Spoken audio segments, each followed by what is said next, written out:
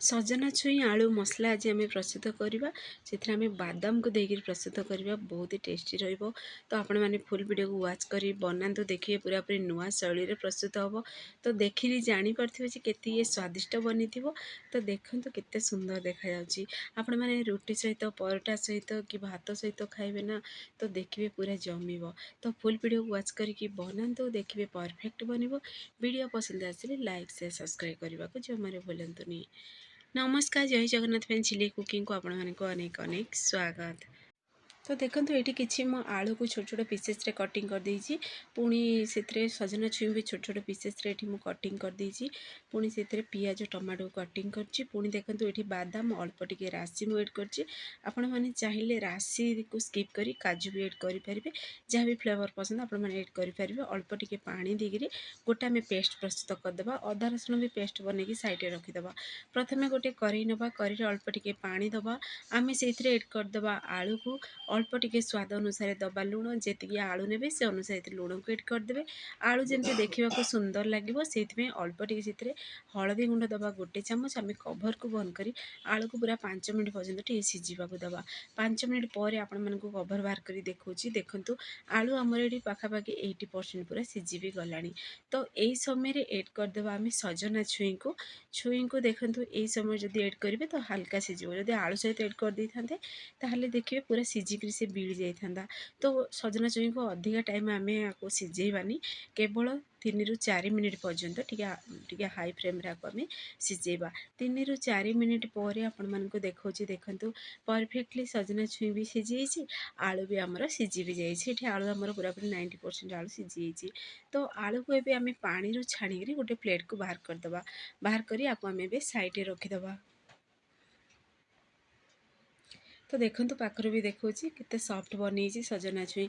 तो पुणी थे से ही करेटी ही नवा से एड करदे रिफाइन तेल। आपण मैंने जी तेल खाया पसंद करती से अनुसार से तेल एड करेंगे। गोटे दबा फ्लेवर पर सुखिला लंका अल्प टिके से हाफ चामच दबा जीरा। जीरा को प्रथम टिके फुटा दबा। जीरा फुटी सारा पर छोट छोट पीसेस रे कटिंग करी रखि पियाज को एड करवा। आपण मैंने चाहिए पियाज ग्रेट करेंगे एड करेंगे। तो देखिए ग्रेट करके एड करेंगे कि छोट छोट पीसेस रे जदि पियाज को एड करेंगे तो देखिए झोल सहित से पियाज पूरा ग्रेवीटा मिक्स हो बहुत बढ़िया लगे। मैंने पियाज गुड़ा पूरा मिक्स हो ग्रेवीर स्ट्रक्चर बहुत बढ़िया आसो। तो आम जो अदा रसुण कंचा लंका बाटिकी रखी से पेस्ट को से आम एड करदे। एड कर पुणी थे भलसे मिक्स कर यार कंचा स्मेल गला पर्यंत कषा। कषी हो सारा पर ये मो छोट छोट पीसेस रे कटिंग करी रखी टमाटो। टमाटो को एड कर चाहिए टमाटो प्यूरी भी एड करेंगे। टमाटो को स्किप कर दही भी एड करेंगे।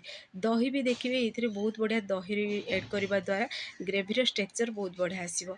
जेहेतु आम टमाटो एड कले तो मसला अनुसार आम से लुण को भी एड करदे।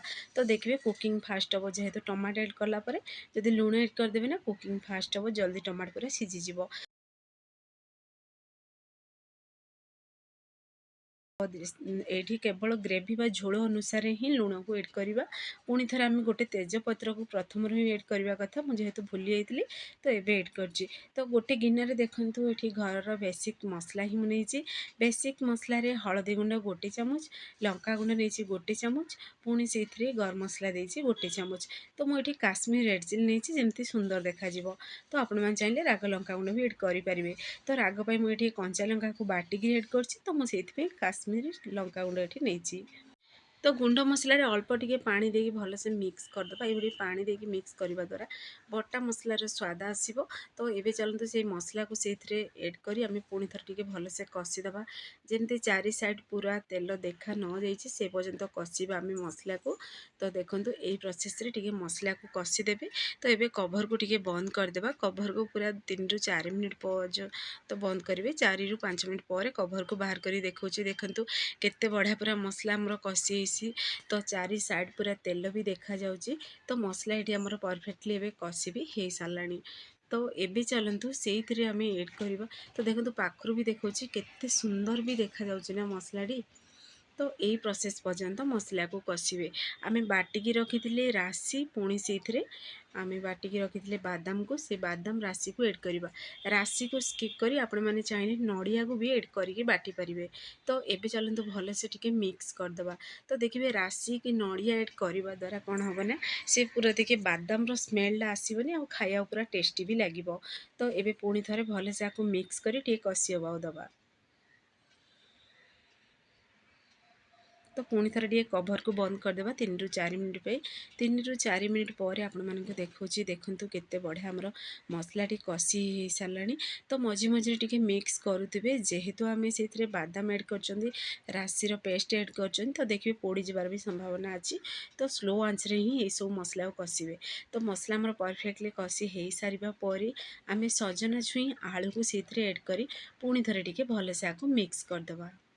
तो देखा जमी सुंदर देखा ना फ्रेंड्स, देखिए बहुत बढ़िया पूरा टेस्टी भी थिला।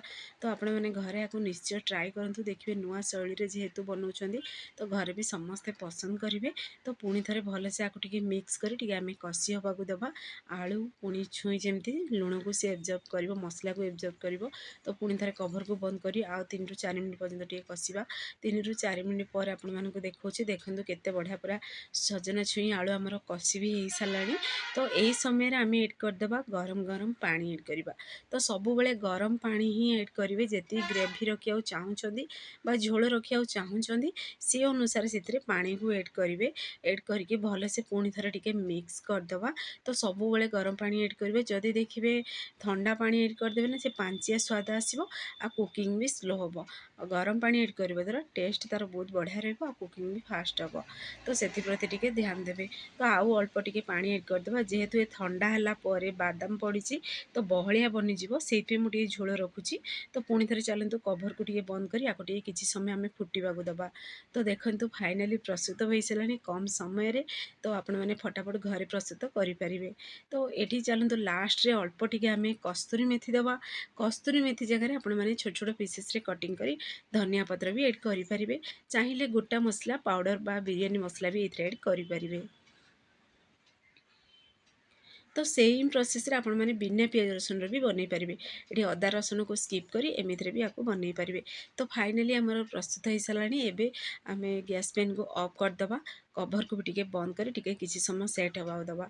तो देखंतु कभर को बाहर करी देखौछि केते बढ़िया पूरा बनिकी रेडी होइछि आलू सजना छुई रो रेसिपीटी। तो आपण मानु चलंतु गोटे गिन्ना को भी बाहर करी पूरा कैमरा सामने भी देखई दउछि।